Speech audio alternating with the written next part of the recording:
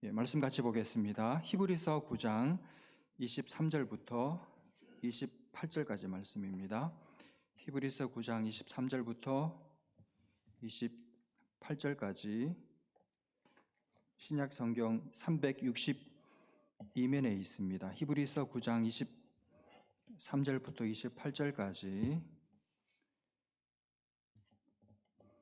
저와 여러분이 한 절씩 교독하고 마지막 28절 말씀은 같이 읽겠습니다. 히브리서 9장 23절부터 28절까지 제가 먼저 23절 말씀 읽습니다. 그러므로 하늘에 있는 것들의 모형은 이런 것들로서 정결하게 할 필요가 있었으나 하늘에 있는 그것들은 이런 것들보다 더 좋은 제물로 할지니라. 그리스도께서는 참것의 그림자인 손으로 만든 성소에 들어가지 아니하시고 바로 그 하늘에 들어가사 이제 우리를 위하여 하나님 앞에 나타나시고 대제사장이 해마다 다른 것의 피로서 성소에 들어가는 것 같이 자주 자기를 드리려고 아니하실지니 그리하면 그가 세상을 창조한 때부터 자주 고난을 받았어야 할 것이로되 이제 자기를 단번에 제물로 드려 죄를 없이 하시려고 세상 끝에 나타나셨느니라. 한 번 죽는 것은 사람에게 정해진 것이요 그 후에는 심판이 있으리니 같이 봅니다. 이와 같이 그리스도도 많은 사람의 죄를 담당하시려고 단번에 들이신 바 되셨고 구원에 이르게 하기 위하여 죄와 상관없이 자기를 바라는 자들에게 두 번째 나타나시리라. 아멘. 여러분 지금 본문을 읽으셨는데 어떻게 지금 무슨 말을 하고 있는 건지 납득이 되십니까? 이해가 가시나요? 그냥 읽어서는 참 쉽지 않은 본문입니다. 무슨 이야기를 하는 건지 그냥 우리가 잘 아는 유명한 27절 말씀만 딱 떠오르고 도대체 지금 플로우가 어떻게 되는지 잘 감이 잡히지를 않아요. 어려운 본문입니다. 모처럼 일주일에 한번 교회 와서 좀 듣기 좋은 소리 듣고 마음에 위안이 되고 위로가 되는 말씀 듣고 싶어서 왔는데 이런 좀 복잡하고 어려운 난해한 텍스트를 만나면 좀 마음이 힘드실지도 모르겠습니다. 그렇지만 여러분, 사실 우리가 마음을 기울여서 이 본문의 메시지를 귀담아 들어보면 오늘 본문 속에 너무나도 우리에게 복이 되는, 너무나도 우리에게 깊은 은혜가 되는 복스러운 귀한 말씀을 오늘 본문이 우리에게 던져주고 있습니다. 그래서 저는 오늘 여러분과 함께 오늘 본문을 상세하게 다 다룰 수는 없고 23절, 24절 이 두 절 말씀만 좀 집중해서 다루면서 하나님께서 이미 주신 은혜를 우리 마음에 다시 한번 상기하고 마음에 담는 그런 은혜가 있기를 주님의 이름으로 축복합니다. 23절 말씀을 다시 한번 보시겠습니까? 그러므로 하늘에 있는 것들의 모형, 자 거기까지 하늘에 있는 것들의 모형은 여러분 모형이라는 말이 나옵니다. 모형이라는 말이 있으면 그 반대의 말이 있겠죠. 원형이라는 말이죠. 영어 성경에 보니까 이 모형이라는 말을 카피스라고 번역해 놨더라고요. 그러니까 여러분 카피가 있으면 뭐가 있다는 말입니까? 원본이 있다는 말이죠. 오리지널이 있다는 말이죠. 그러니까 하늘에 있는 것들의 모형, 하늘에 있는 것들의 카피, 그러니까 하늘에 있는 것들을 카피한 것, 그러면 뭐겠습니까? 땅에 있는 것들이죠. 땅에 있는 것들. 그러니까 하늘에 있는 것들이 원본이고 그 하늘에 있는 원본을 본따서 카피해서 만든 것이 땅에 있는 것들이라는 뜻입니다. 여기까지 이해가 되셨죠? 근데 여기 하늘에 있는 것들이라는 말은 이제 9장의 흐름상 보면 이게 뭘 말하는 거냐 하면 하늘에 있는 하나님을 예배하는 성소, 그리고 그 하늘 성소 안에 있는 여러 가지 거룩한 기구들, 기명들 이런 것들을 총칭해서 하늘에 있는 것들 이렇게 말해요. 그냥 간단하게 하늘 성소 이렇게 그냥 칩시다. 그러면 하늘에 있는 것들은 하늘 성소라고 하면 그걸 본따서 만든 카피해서 만든 땅에 있는 것들은 뭐겠습니까? 땅에 있는 성소를 말하겠죠. 구약시대 제사를 드리기 위해서 제사장들이 들어가는 성소, 지성소, 성막을 말하겠죠. 근데 그 다음 보십시오. 그러므로 하늘에 있는 것들의 모형, 그러니까 땅에 있는 성소는 이런 것들로서 정결하게 할 필요가 있었으나 여기 이런 것들이 뭐겠습니까? 오늘 본문에는 안 나와요. 본문 앞에 나옵니다. 구약시대 제사를 드릴 때 제물로 사용되던 제물들, 동물들의 피를 말합니다. 그러니까 양이나 소나 이런 동물의 피를 말해요. 이런 동물의 피를 가지고, 기구격이죠. 로서라고 했으니까 이런 동물의 피를 가지고 정결하게 할 필요가 있었습니다. 그러니까 구약시대 땅에 있는 성소는 죄인들이 죄 용서받기 위해서 제물인 동물의 피를 가지고 가서 정결하게 할 필요가 있었습니다. 이해가 되셨죠? 그래서 그 피를, 동물의 피를 흘려서 제사를 드려서 구약 백성들은 죄 용서를 받았습니다. 근데 여러분 한번 생각해 보시면 이 구약시대 동물의 피로 드리는 제사에는 두 가지 어떤 아쉬움, 두 가지 어떤 결함, 한계가 있었습니다. 두 가지 약점이 있었어요. 하나는 뭐냐 하면 이 짐승의 피를 가지고는 자기 죄를 없앨 수는 없습니다. 이 동물의 피로는 사람의 죄를 없이 하지는 못했습니다. 단지 죄를 없애지는 못하고 있는 그 죄를, 객관적으로 명백하게 있는 그 죄를 그냥 덮어 놓기만 했어요. 이건 이렇게 좀 여러분이 생각하시면 이해가 될 것 같습니다. 여러분 옛날에 여러분이 한국에 사실 때 바깥에 추적추적 비가 내리거나 혹은 이사를 해서 급히 뭔가를 해먹기 곤란할 때 주로 어떻게 하시나요? 중국집 음식을 배달해서 먹잖아요. 그 많은 음식들 중에 자장면, 그 자장면 맛을 잊을 수가 없죠. 여기서는 아무리 먹어도 그 한국의 자장면 맛이 안 나오는데 하여튼 이 자장면을 시켜 먹습니다. 근데 그렇게 막 맛있게 입가에 묻혀가면서 먹고 나서 어떻게 하셨습니까? 깨끗하게 다 발라먹은 그 그릇을 집 현관문 바깥에다가 내놓잖아요. 내놓을 때 그냥 내놓지 않고 어떻게 내놓았습니까? 꼭 신문지를 덮어서 내놨어요. 그렇죠. 나중에 아저씨 찾아가시라고 신문지를 덮어서 바깥에 내놓습니다. 꼭 그거 같습니다. 구약시대 동물의 피로 드리는 제사가 꼭 그랬다는 거예요.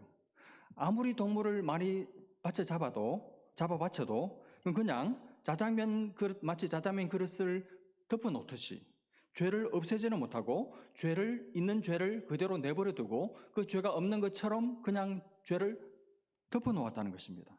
여러분 덮어놓으면 어떻습니까? 당장 없는 것 같죠? 당장 눈에는 안 보이죠? 남은 국물 면발 안 보이잖아요. 없는 것 같아요. 구약의 제사가 꼭 그랬다는 것입니다. 죄를 그냥 덮어놓은 거예요. 아저씨가 와서 가져가야 죄가 청산되는데 아직 아저씨가 오기 이전의 상태, 그냥 죄를 덮어놓은 그런 상태였다는 것입니다. 예수님이 오셔서, 예수님을 아저씨에 비유해서 좀 죄송하지만 예수님이 오셔서 피를 흘려주셔야만, 죄를 가지고 가셔야만 죄가 없어지는 것이죠. 그래서 여러분 구약 이스라엘 백성들이 드리는 짐승의 피로는 아무리 제사를 정성껏 드려도 양심의 자유는 얻을 수가 없었습니다. 제사 드리고 나서 돌아가는 그 발걸음 잠시 동안만은 마음에 어떤 쾌감이 있고 마음에 안도감이 들고 위로도 받고 죄책감도 좀 들고 안심이 되기도 했지만 이내 다음날 아침이 되면 또 양심의 송사가 괴롭히는 거예요. 또 지은 죄가 생각이 나고 생각날 때마다 마음에 턱턱 막히는 압박감이 느껴지고 양심의 괴롭힘을 당해야 했던 것입니다. 이런 면에서 동물의 피로는 불완전했던 거예요. 이게 첫 번째입니다. 그리고 또 하나, 이 동물 제사의 약점이 뭐냐 하면 한 번 제사에 한 가지 죄만 용서받아요. 또 죄를 지으면 며칠 전에 제사 드렸잖아요. 이 말이 통하지를 않습니다. 한 번 제사에 또 하나의 죄만 용서받기 때문에 죄를 지을 때마다 또 그 비싼 힘겨운 수고로운 제사를 또 드려야만 했습니다. 그러니까 한 번 제사 드리고 나서 영원히 죄 문제 청산, 해결 그런 것이 없었다는 말입니다. 이게 구약시대 제물의 특징이었습니다. 그런데 23절을 다시 한번 잘 보십시오. 그 제물보다 구약시대 동물의 제물들보다 더 좋은 제물이 있다는 거예요. 동물의 피보다 더 좋은 피가 있다는 것입니다. 이제 그 이야기를 하는데 보십시오. 중간에 하늘에 있는 그것들은 이게 뭐죠? 하늘에 있는 그것들 앞에 나왔잖아요. 원형, 오리지널, 하늘 성소죠. 하늘 성소는 이런 것들이 뭡니까? 구약의 짐승 제물들, 동물 제물들.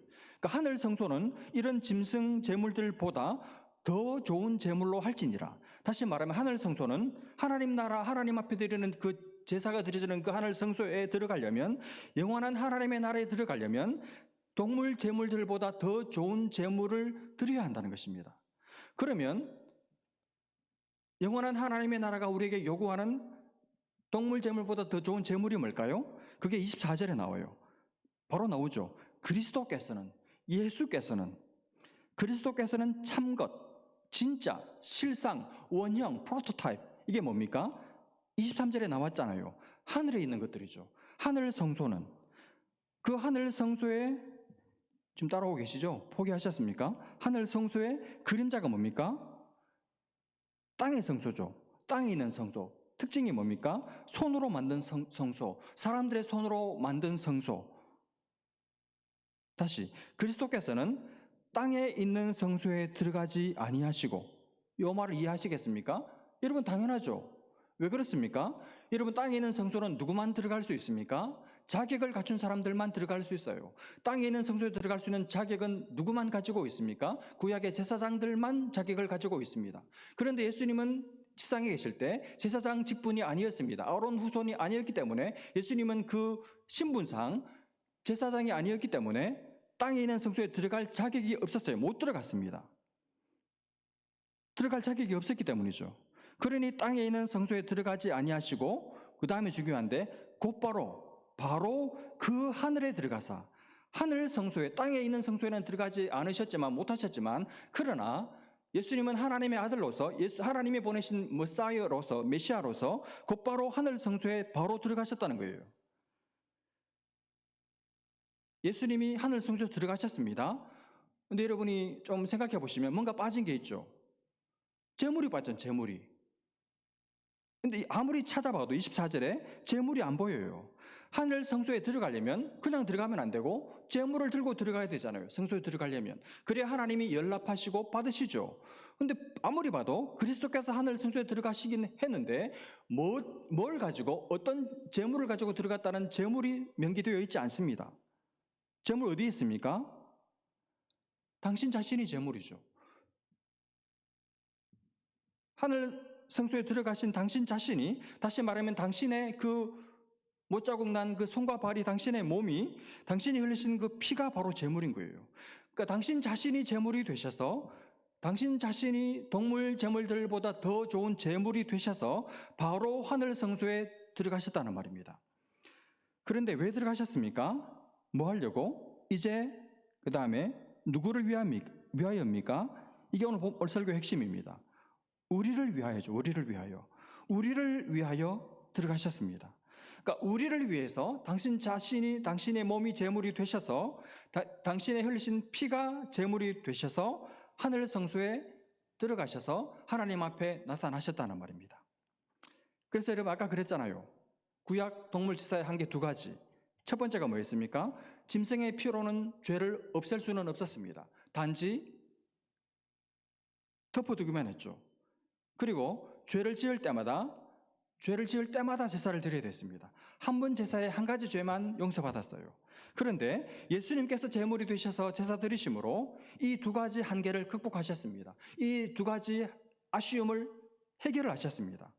그래서 이제는 예수님이 제물이 되셔서 죽으심으로, 당신 자신이 제물이 되심으로 죄를 덮어두기만 한 게 아니라 마치 아저씨가 그냥 그릇을 가지고 가버린 것처럼 죄가 아예 없어진 거예요. 죄가 사라진 것입니다. 하나님의 눈에 우리의 죄가 보이지 않습니다. 보이지 않을 뿐만 아니라 하나님은 기억조차 하지 않겠다고 말씀하셨습니다. 우리는 끝없이 기억하고 스스로 자기를 찌르는 연약함이 있지만 하나님은 나는 아무것도 몰라, 나는 기억이 안 나, 모른다고 말씀하시는 첫 번째 복입니다. 그리고 구약 동물 제사를 가지고는 죄를 지을 때마다 제사를 드려야 됐잖아요. 그런데 이제는 그럴 필요가 없어요. 예수님이 단 한 번의 영원한 once and for all, 한 번의 완벽한 제사를 드리셨기 때문에, 그리고 하나님께서 그 수많은 동물들의 제사로는 불만족스러우셨지만 아들의 완벽한 순종, 완전한 제사를 기뻐 받으심으로 그 단 한 번의 예수님의 제사로 우리의 모든 죄가, 과거의 죄와 현재의 죄와 미래의 모든 죄가 깨끗이 용서받게 된 것이죠. 여러분, 오늘 히브리서 기자가 말하는 게 바로 이것입니다. 여러분과 제가 얼마나 놀라운 시대에 살고 있는지 몰라요. 우리를 위해서 우리 주님께서 얼마나 놀라운 대단한 일을 하셨는지 그야말로 놀랍습니다. 자, 여러분, 이게 오늘 본문의 내용입니다. 여러분, 23절, 24절 한국말로는 좀 어렵게 쓰여져 있었지만 듣고 보니까 사실은 별 내용이 아니죠. 다 아시는 이야기잖아요. 한마디로 말해서 예수님이 우리를 위해서 십자가에서 죽으셨다는 이야기입니다. 십자가로 끌려가시면서 온갖 고초를 다 당하시고, 그리고 십자가 위에서 물과 피를 다 쏟으시고 자신을 버리시는 하나님의 이름을 부르면서 주님은 죽으셨죠. 그때 주님의 여러분 존재가 뭡니까? 그때 주님의 정체성이 뭔가요? 제물이 되신 거죠. 제물.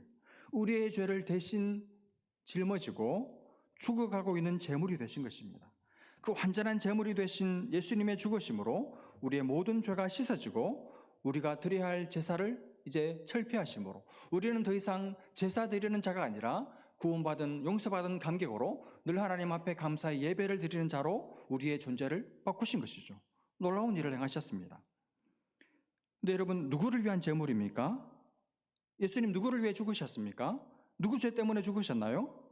우리 죄 때문에 죽으신 것이죠. 우리를 위해 죽으신 것입니다. 저와 지금 여기 거룩하게 앉아 계시는 여러분을 위해서 죽으신 것이죠. 여러분을 위해서 그 온갖 고통을 다 당하신 것입니다.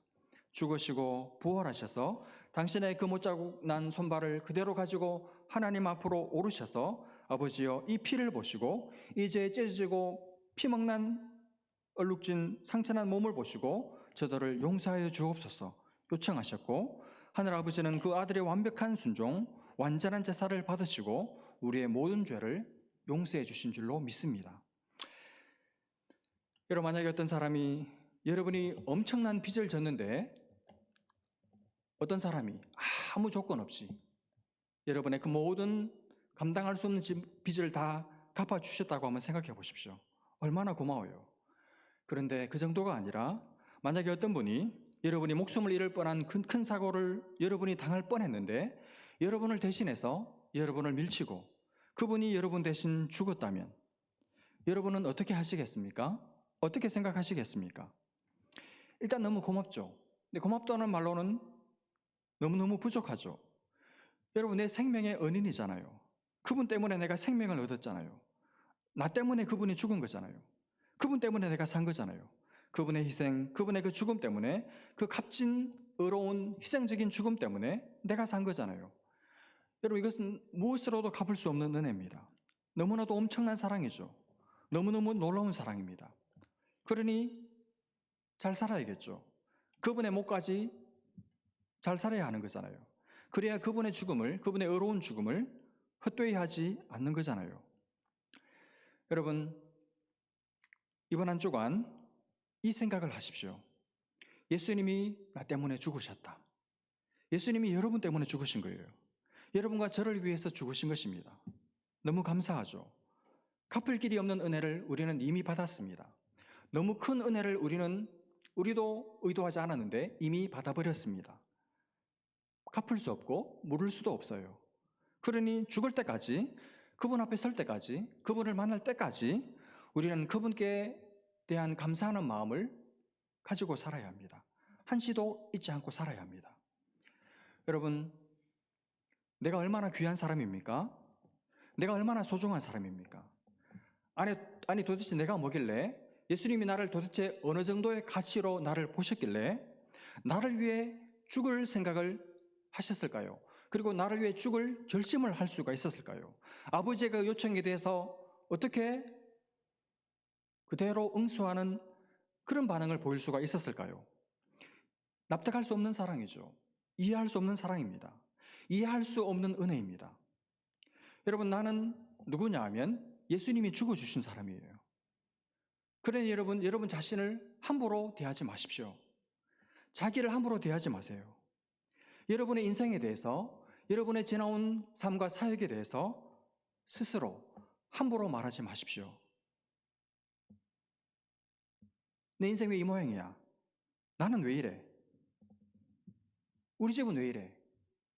그런 말을 우리는 할 수 없습니다. 여러분, 다른 사람이 여러분을 함부로 대한다고 해서 여러분도 여러분 자신을 함부로 대하면 안 돼요. 예수님께서 불쾌해 하십니다. 하나님께서 불쾌해 하세요. 아니, 내가 부족해? 아니, 내 사랑이 부족해? 내가 널 위해 죽었는데, 내 목숨을 줄 만큼 너는 내게 소중한데 너는 어떻게 그렇게 너 자신의 인생을 네가 생긴 모습을 그렇게 하찮게 생각하냐? 하나님께서 몹시 불쾌해하십니다. 하나님 앞에 책망받을 일이에요. 여러분 절대로 자기 자신을 하찮게 생각하지 마시기를 바랍니다. 자기를 우습게 생각하지 마시기를 바랍니다. 자기에게 잘하세요. 자기를 잘 대접하시기를 바랍니다. 자기를 귀하게 보시기를 바랍니다. 여러분 자기가 귀한 사람이 남도 귀해요. 자기를 귀하게 여길 줄 아는 사람이 남도 귀하게 여길 줄 압니다. 자기를 우습게 아는 사람은 남도 다 우스워요. 하나님은 나를 우습게 보시지 않습니다. 하나님께는 내가 전부입니다. 여러분 하나님께는 내가 보물이에요. 출애굽기 19장 6절에 보면 하나님께서 이스라엘 백성들을 그 애굽에 종살이하던 그 노예였던 이스라엘 백성들을 하나님의 강한 큰 손으로 구원하시고 나서 하나님의 백성 삼으시고 그 하나님의 백성들과 언약을 맺고 나서 하나님께서 이 한심한 아직까지 아무 힘도 없는 이 백성들을 보시고 뭐라고 말씀하셨는지 아십니까? 내가 이들을 불러낸 이유는 내가 이들을 제사장 나라로 삼고 더 중요한 표현 내 소유로 삼기 위해서 내가 불렀다. 여기 내 소유라는 말의 정확한 히브리어 단어의 뜻은 보물이라는 뜻입니다. 여러분 하나님께는 내가 보물이에요. 여러분 집에 보물 있으신 분들 지금도 그 생각이 나죠. 그리고 그 생각만 해도 기분이 좋잖아요. 그 생각만 해도 마음에 그리고 입가에 웃음이 번지잖아요. 하나님이 우리를 바라보시고 지금 예배드리고 있는 나를 보시면서 그런 미소를 띄우고 계신다는 뜻입니다. 하나님께는 여러분이 보물이에요. 늘 나를 생각하시고 내가 하나님의 마음에 있고 나를 보시고 기뻐서 어쩔 줄 몰라 하시고 나를 잠잠히 바라보시면서 노래하시는 하나님, 그런 존재가 바로 여러분과 저입니다. 우리를 향해서 눈먼 사랑을, 족한 사랑을 하신 분이, 하고 계시는 분이 하나님이세요. 여러분 이 사실을 절대로 잊지 마시기를 바랍니다. 나는 하나님께서 사랑하시는 하나님의 자녀다. 아니 나는 하나님께서 사랑하시는 하나님이 애지중지하는 나는 하나님의 보물이다. 하나님은 나 때문에 죽었다. 하나님은 나를 위해서 제물이 되셔서 죽으셔서 하늘 성소에 내 대신 올라가셔서 당신이 올라가실 뿐 아니라 나를 하늘 성소에 앉히신 분이시다. 나는 지금 땅을 살지만 나는 하늘 성소에서 지금 하나님을 예배하고 있다. 나는 하나님이신 그리스도께서 나를 위해 대신 죽어주실 만큼 나는 너무너무 귀한 사람이다. 온 세상에 나 한 사람만 남아있어도 하나님은 나와 함께 이 세상을 즐기실 뿐이다. 나는 하나님께 기쁨이고 나는 하나님께 자랑이다. 여러분 그 사랑을 믿으시기를 바랍니다. 그리고 그 사랑을 가슴에 안고 여러분 이번 한 주간을 사시기를 바랍니다.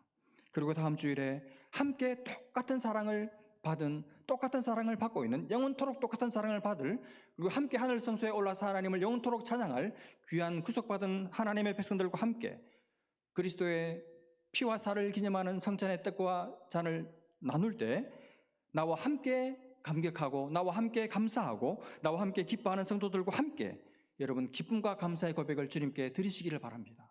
주님이 기뻐하실 거예요. 주 안에 사랑하는 여러분, 주님의 용서 영원합니다. 주님의 사랑도 영원해요. 우리가 방해할 수 없습니다. 우리가 방해 놓을 수 없어요. 우리가 흔들 수 없습니다. 절대로 취소되지 않습니다. 그 영원한 사랑, 그 변함없는 사랑, 그 완전한 용서, 어떤 경우에도 의심하지 않고 여러분 확신하시면서 비록 때로 죄를 지었을지라도 그분의 구원, 그분의 사랑 의심하지 마시고 단지 그분의 마음 아프게 해드린 것 때문에 가슴 떨려하면서 주님 앞에 그래도 그때에도 담대함을 가지고 뻔뻔함을 가지고 담대히 나아가는, 그래서 죄 용서가 영원한 것이었구나. 하나님의 사랑 끝이 없는 변치 않는 사랑이구나. 또 용서해 주시는구나. 이미 다 용서해 주셨구나. 하나님 나를 기다리고 계셨구나. 하나님은 나와 함께 사귀고 함께 있고 교제하는 이것을 너무너무 원하시는구나. 그것을 깨닫고 그 교제 안으로 끊임없이 불러주시는 그 하나님의 초청을 듣고 끝없이 그분의 은혜와 넘치는 사랑을, 복된 사랑을 경험하며 사는 복된 성도들 다 되시기를 주님의 이름으로 축복합니다. 기도하겠습니다. 하나님 아버지, 지나는 주간도 또 넘어졌고 또 실수했고 그럴 의도가 아니었는데 하나님 혀가 미끄러져서 또 원치 않는 마음을 아프게 하는 혼란스럽게 하는 혼잡하게 하는 말을 쏟아놓으며 한 주간을 살았습니다. 또 하나님을 잊어버리고 하나님 면전에서 살지 못했던 적도 있었습니다.